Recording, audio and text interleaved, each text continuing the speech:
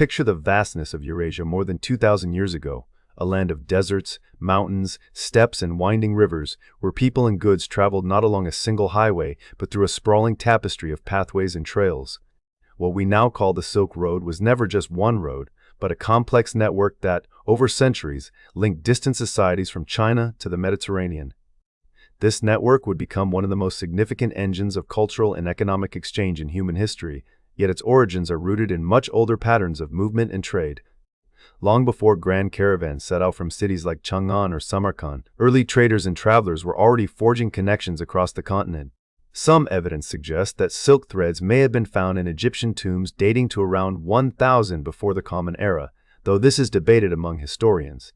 This suggests that, even in ancient times, precious materials were making their way from East Asia to distant lands, passed hand to hand across thousands of miles.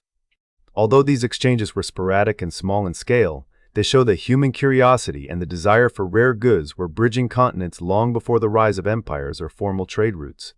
It was only with the rise of powerful states that the Silk Road as we know it began to take shape.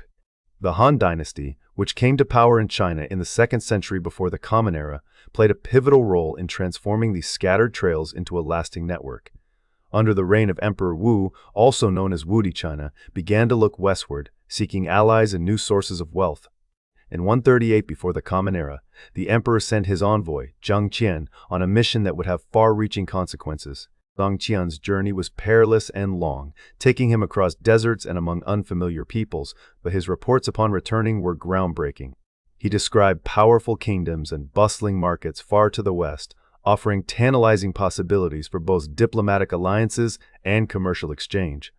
Most importantly, Zhang Qian's travels convinced the Han court that regular, secure contact with these western lands was possible. Thus began a new era in transcontinental exchange. With the Han dynasty's expansion into Central Asia, the old trails were formalized and protected, and the movement of people and goods increased dramatically. The formal opening of the Silk Road network is generally dated to around 130 before the Common Era, following Zhang Qian's mission, when the Han dynasty established regular diplomatic and commercial relations with Central Asian kingdoms. The Great Wall, originally built to defend against northern nomads, now also helped secure the new trade routes. Political stability, provided not only by the Han but also by the great empires that stretched across Central Asia and further west, the Parthian, Kushan, Sassanid, and Roman, created an environment in which merchants, diplomats, and pilgrims could travel with relative safety. The scope of these routes was staggering. The overland Silk Road stretched about 6,400 kilometers, or 4,000 miles, winding through challenging terrains, the arid Gobi Desert, the formidable Pamir Mountains, and the harsh Central Asian steppes. Travelers depended on life-giving oases and rivers, which dotted the harsh landscape like beads on a string. These waypoints became vibrant centers of commerce and culture, where goods changed hands and news from distant lands was exchanged. And what treasures moved along these routes? Silk, cultivated and woven in China, was the most celebrated commodity, so prized that its method of production was kept a closely guarded secret. But silk was only the most visible strand in a web of exchange. Jade, ceramics, tea, spices, perfumes, horses, glassware, and textiles all journeyed back and forth across the continent. This trade was never one way. Goods, ideas, and innovations traveled in both directions, enriching every society they touched. The movement of material goods was only part of the story. Alongside the caravans came new philosophies, religions, and artistic styles. Buddhism, for example, spread from India into Central Asia and China, carried by monks and merchants who followed the same paths as the traders. Nestorian Christianity, scientific knowledge, and technological innovations also traveled these routes, blending with local traditions and inspiring new creations. The Silk Road was not merely a conduit for commerce, but a living, evolving organism shaped by the ambitions and imaginations of countless peoples. Its success depended on a delicate balance of geography, politics, and economics. The deserts and mountains that posed such daunting obstacles also served to channel traffic through specific corridors, making certain cities and regions wealthy and influential. Political stability, above all, was essential. When empires flourished and maintained order, trade thrived. When wars or banditry erupted, the flow of goods and travelers could be disrupted or halted entirely. The term Silk Road itself is a modern invention. It was only in 1877 that the German geographer Ferdinand von Richthofen coined the phrase Seidenstraße, the Silk Road, to describe this interconnected web of trade routes. Some historians today prefer the term Silk Routes, emphasizing the complexity and multi-directional nature of the network. There is also debate among scholars about how the story of the Silk Road is told. Some argue that focusing on the great empires overlooks the crucial roles played by nomadic peoples in intermediary civilizations, such as those in India and Iran, whose lands and cultures shaped the flow of goods and ideas. Despite these debates, there is broad agreement about the significance of the Silk Road's emergence during the Han Dynasty. It marked the beginning of a period lasting more than 1,500 years, in which the fates of East and West became inextricably linked through commerce and cultural exchange. The legacy of those early connections can still be felt today, in the echoes of trade, migration, and shared knowledge that continue to shape our world. Yet, much about the earliest days of the Silk Road remains mysterious. The archaeological evidence that might illuminate its origins is still limited, and the stories of the countless individuals, merchants, guides, artisans, and perhaps even women whose roles are often unrecorded, have largely been lost to time. The maritime routes that would later complement the overland network are acknowledged by historians but less well understood in their early phases. And the full range of technologies that moved along these ancient highways, transforming societies as they went, is still a subject of ongoing research. What is clear, however, is that the Silk Road was born not from a single act of statecraft or the ambitions of one empire, but from the long, gradual accumulation of human encounters and exchanges stretching back into prehistory. Its origins lie in the age-old human impulse to seek out the unfamiliar, to trade what is abundant for what is rare, and to find connection across even the most daunting divides. As the Silk Road took shape, it wove together a world that, for the first time, was truly interconnected. A world in which the distant lands of China and Rome, India and Persia, could influence and learn from one another in ways that would echo through the centuries. The image of the Silk Road often brings to mind a single, winding path stretching from the heart of China to the distant shores of the Mediterranean. In truth, this legendary route was not just one road, but an intricate network, a living web of overland and maritime passages shaped by mountains, deserts, empires, and cities, and, above all, by the people and goods that traveled its length. The Han Dynasty began formalizing these routes with Zheng Chen's mission in 138 before the Common Era. But it was around 130 before the Common Era that the Silk Road saw its broader official opening as a network for sustained trade and cultural exchange. From this formal opening until the mid-15th century, the Silk Road served as a lifeline for commerce and culture, weaving together the destinies of distant civilizations for more than a millennium and a half. Travelers on the Silk Road rarely journeyed alone. Caravans, often hundreds strong, formed the backbone of this exchange. Camels, with their tireless endurance, were the quintessential beasts of burden across arid deserts, while horses and, in the higher passes, sturdy yaks hauled goods over treacherous mountain paths. Dangers were ever present: sandstorms in the Taklamakan, biting cold in the Pamirs, and the threat of highwaymen lurking beyond the next rise. To lessen these risks, merchants banded together, pooling their fortunes not only in the cargo they carried, but in their collective determination to survive the journey. The road itself was never truly safe.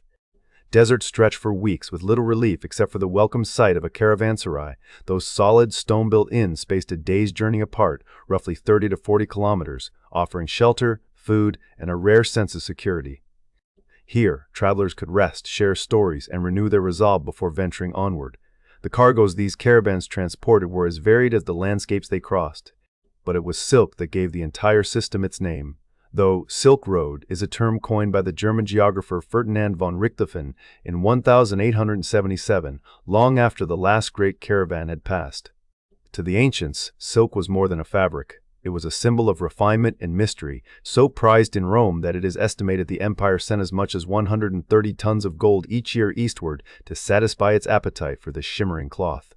Chinese porcelain, too, became an object of worldwide desire, eventually reaching a peak export volume of around 1 million pieces annually in the 18th century. The trade was never one way. Central Asian horses, renowned for their size and speed, were coveted in China, valued not only in coin but for their contributions to imperial armies and agriculture. From the Mediterranean and Central Asia came woolen goods, carpets, and tapestries, textiles unfamiliar to the Chinese and thus highly prized. There were also spices and tea, glassware from Samarkand that dazzled with its clarity, precious stones, metals, rice, cotton, furs, honey, and a menagerie of exotic fruits, grapes, pomegranates, melons, each journeying further from their native soils with every successful trade. Yet the Silk Road was far more than a conveyor belt of tangible goods. As caravans paused in cities like Chang'an, Samarkand, and Bukhara, they found themselves immersed in vibrant cosmopolitan centers. These cities, strung like jewels across Eurasia, became melting pots where languages mingled, artistic styles merged, and new ideas took root. In the great bazaars and market squares, one could hear the clipped tones of Chinese, the flowing cadence of Persian, the measured speech of Arabic, and a dozen dialects besides. Alongside merchants and craftsmen came priests, artists, and scholars, each adding their own threads to the tapestry of Silk Road culture. Religious ideas traveled as surely as spices or silks. Buddhism, born in India, moved north and east along these routes, carried by missionaries and pilgrims, eventually shaping the religious landscape of Central Asia and China.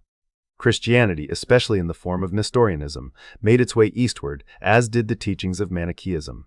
With the rise of Islam, the faith spread swiftly along trade arteries into Central Asia and beyond. The Silk Road thus became a corridor not just of trade, but of spiritual inquiry and exchange, where temples, mosques, and monasteries often stood side by side, testifying to the road's role as a crucible of belief. Technological and artistic innovations also crossed these borders. Papermaking, a Chinese invention, spread westward, revolutionizing communication and record-keeping across the Islamic world and, eventually, Europe. The secrets of sericulture raising silkworms and producing silk leaked west as well, challenging China's ancient monopoly. In return, glass-making techniques, especially those perfected in places like Samarkand, traveled east, expanding the palette of Chinese artisans. The arts flourished in this environment of exchange. Music, architecture, and literature absorbed influences from across continents, producing hybrid forms that still astonish with their creativity. In the cities of the Silk Road, a building might bear Persian arches, Indian ornament, and Chinese tilework, each element a testament to centuries of cultural conversation. The realities of daily life along the Silk Road, however, remain shrouded in some mystery. While sources agree on the dangers of the journey and the importance of caravanserais, less is known about the routines and diets of the merchants and travelers who brave these routes. The roles played by women, the ways in which local populations responded to the steady influx of foreigners, and the subtle shifts in social structures brought about by centuries of contact are topics on which the historical record is largely silent. What is clear, though, is that the Silk Road changed not only those who traveled it, but also the communities that grew up in its shadow. Each city an oasis absorbing and reflecting the customs, foods, and fashions of distant lands. Amidst the great movement of goods and ideas, individual stories occasionally come into focus. Figures like Marco Polo, whose 13th century journey from Venice to China became famous in Europe, remind us that for every caravan, there were countless personal odysseys, adventures shaped by the hazards and wonders of the road. Yet, for the most part, the Silk Road story is collective, a saga of merchants, envoys, pilgrims, and even robbers, all bound together by the pursuit of profit, knowledge, or salvation. By the mid-1400s, the Silk Road's overland routes began to fade in importance, overtaken by shifting empires and the rise of maritime trade. But for more than 1,500 years, the Silk Road had been a powerful engine of connection, a system that transported not only silk, porcelain, and horses, but also faith, science, and art. Its legacy endures in the hybrid cultures of the cities that once flourished along its length, and in the echoes of ancient journeys that continue to shape our world. Through deserts and mountains, across continents and centuries, the Silk Road stands as a monument to humanity's enduring hunger for exchange of goods, of ideas, and of dreams. The story of the Silk Road does not end neatly at a single point in time or place. Its influence echoes across centuries, continents, and cultures, a legacy that continues to shape the world in both visible and subtle ways. As we reflect on the long arc of Silk Road history, from Zhang Qian's mission in 138 before the Common Era that began the Han Dynasty's efforts to formalize the network, to the broader official opening of the Silk Road routes under the Han Dynasty around 130 before the Common Era, and through its active years up to the mid-15th century, we find that its greatest impact lies not only in the goods that traveled its winding routes, but also in the ideas, technologies, and connections that wove together the diverse peoples of Eurasia. Perhaps the most profound and lasting legacy of the Silk Road is its role as a conduit for cultural and intellectual exchange. From the very beginning, this network of routes carried more than bolts of silk, sacks of spices, or precious stones. It transported knowledge, beliefs, artistic styles, and languages between East and West, profoundly shaping the civilizations it touched. Along the Silk Road, cities like Chang'an, Samarkand, and Baghdad blossomed into vibrant multicultural hubs. These urban centers became crucibles of learning and creativity, where scholars, poets, artisans, and merchants from distant lands mingled and shared their wisdom. Science, arts, literature, and crafts flowed freely, crossing borders that might otherwise have kept them apart. The Silk Road stands as a living testament to the power of human curiosity and the possibilities that emerge when cultures meet not as strangers but as partners in discovery. Religious ideas, in particular, found fertile ground along these routes. Buddhism journeyed from India into China and beyond, carried by monks and traders who found hospitality and new followers in the caravan towns and oasis cities. Christianity and Islam also spread across the network, brought by missionaries and merchants, each weaving themselves into the local fabric. These religions did not simply replace existing beliefs, but often blended with them, giving rise to unique spiritual traditions and practices. The Silk Road also served as a bridge for languages, from the spread of Persian and Sanskrit to the adoption of Chinese characters in distant lands. Artistic traditions, motifs, techniques, and materials traveled just as surely as the merchants' caravans, leaving their mark on everything from architecture to ceramics, textiles, to music. The result was a distinctive blend of cultures, each enriched by the others, each bearing traces of the journeys made along the Silk Road. The Silk Road's legacy is equally evident in the technological and scientific advancements that traveled its length. Some of the most transformative inventions in human history, papermaking, printing, gunpowder, and the magnetic compass, originated in China and spread westward along these trade routes, changing the course of societies from Asia to Europe. The movement of such knowledge was not a one-way flow. Innovations in agriculture, such as new crops and techniques like crop rotation and rice cultivation, made their way across continents, reshaping diets and economies. Advances in textile technology, from silk production to dyeing and weaving, and metallurgical techniques like iron smelting and the crafting of chainmail armor, were exchanged and improved upon by people who may never have met face to face, but who shared a common interest in progress and prosperity. Scientific and medical knowledge also traveled along the Silk Road. Hellenistic, Indian, Persian, and Chinese scholars exchanged theories and observations in mathematics, astronomy, and medicine. These intellectual exchanges spurred further innovation, helping to lay the groundwork for some of the greatest advances in human understanding. In these conversations, sometimes direct, often written or passed down through intermediaries, civilizations found common ground and new directions for inquiry. The economic impact of the Silk Road, while perhaps more immediately visible, also extended far beyond the exchange of commodities. Silk, of course, was the most famous good, its production originating in China around 2700 before the Common Era, and its secrets closely guarded for centuries. By the 6th century of the Common Era, knowledge of silk production had spread westward, first to India and Persia, and eventually to the wider Mediterranean world. The fabric became a symbol of prestige and an important source of revenue for those who mastered its creation. Yet silk was only one among many luxury goods that moved along the Silk Road. Spices, jade, porcelain, tea, horses, glassware, and textiles all found their way from one end of Eurasia to the other, linking economies as surely as they linked cultures. This ancient artery of commerce established a principle of interconnectedness that has become foundational to the modern world. The economic legacy of the Silk Road can be seen in today's global trade networks, which reflect the same principles of exchange, mutual understanding, and the bridging of distant societies. While the goods themselves may have changed, the underlying idea that prosperity is amplified through connection remains as relevant now as it was centuries ago. As modern globalization has accelerated, echoes of the Silk Road reverberate in the ways nations and peoples interact. Contemporary discussions about sustainability, interconnectivity, and the global exchange of ideas and technologies all draw, in part, from the example set by the Silk Road. Its lasting legacy is, at its heart, cultural. It fostered global integration, encouraged bonds of friendship, and promoted mutual cooperation among civilizations that might otherwise have remained isolated. Historians generally agree that the Silk Road's cultural legacy is at least as significant as its commercial impact, perhaps even more so as the world grows ever more interconnected. Yet, as with all great historical phenomena, the legacy of the Silk Road is complex and, in some ways, still unfolding. There are areas where the evidence is silent or uncertain. The environmental impact of centuries of trade on landscapes, resources, and the people who lived along the routes remains an underexplored topic. The roles of women in Silk Road societies and trade, the daily experiences of local communities, and the social transformations brought about by centuries of contact are threads that scholars are only beginning to unravel. Even the reasons for the Silk Road's decline, as maritime trade rose to prominence in the 15th century, invite further exploration. Despite these uncertainties, one central truth endures: the Silk Road was a bridge, not just of geography, but of minds, hearts, and hopes. It linked empires and villages, kings and craftsmen, monks and merchants, in a grand tapestry that spanned continents and centuries.